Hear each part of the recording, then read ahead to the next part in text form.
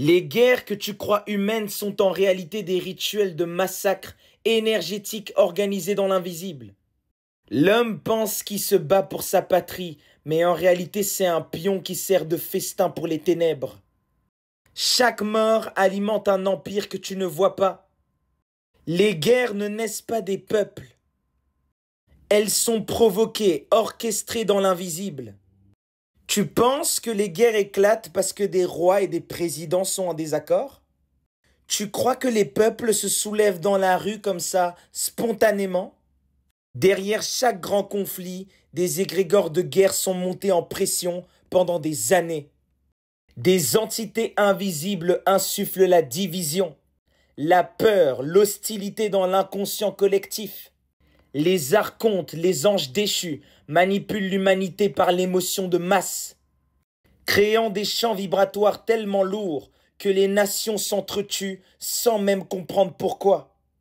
C'est fou les gars, il faut vous accrocher. Écoutez bien. Les hommes s'entretuent en croyant défendre des idéaux. Quand des millions de cœurs vibrent la peur, la haine et la vengeance, ils créent dans l'astral des entités autonomes, les égrégores de guerre. Ces égrégores s'auto-entretiennent, dévorent l'énergie émotionnelle, poussent les peuples à la destruction continue. Blavatsky disait « Ce qui est nourri dans l'astral devient plus réel que la matière elle-même ». L'égrégore ne cherche pas la paix, il a besoin de sang, de rage, de mort pour survivre. Ces égrégores ne sont pas neutres, ils sont les réservoirs d'énergie des archontes. Les archontes ne peuvent pas évoluer par la voie naturelle de la lumière divine. Leur survie dépend de la captation énergétique des âmes humaines.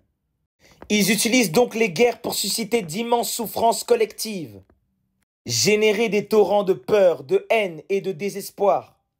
Ils créent des égrégores psychiques géants qui deviennent des réservoirs d'énergie pour leur monde astral déchu. Chaque guerre est une banque énergétique pour les anges déchus. C'est la raison pour laquelle sur Terre on n'a pas la paix. Ce ne sont pas des enjeux terrestres les gars, c'est des enjeux cosmiques. La majorité des dirigeants n'y comprennent rien, ils sont ballottés de gauche à droite. Ils continuent à fabriquer des armes et à se battre parce qu'ils sont contrôlés dans l'invisible. Les anges déchus veulent maintenir l'humanité dans un état vibratoire bas pour lui éviter de récupérer sa souveraineté. Ils veulent bloquer l'éveil collectif en enfermant les âmes dans des cycles de peur et de réincarnation forcée.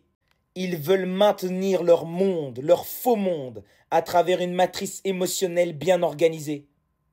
Les archontes ne veulent pas respecter l'homme, ils veulent asservir l'homme. La Première et la Deuxième Guerre mondiale sont des parfaits exemples de rituels planétaires bien organisés. Des millions et des millions de victimes, du sang à gogo, de l'énergie à gogo. Steiner disait « Des forces obscures utilisent les peuples comme des instruments pour accomplir leur affrontement dans l'astral. Les guerres mondiales ne sont pas des accidents politiques, qu'on ne vous mente pas.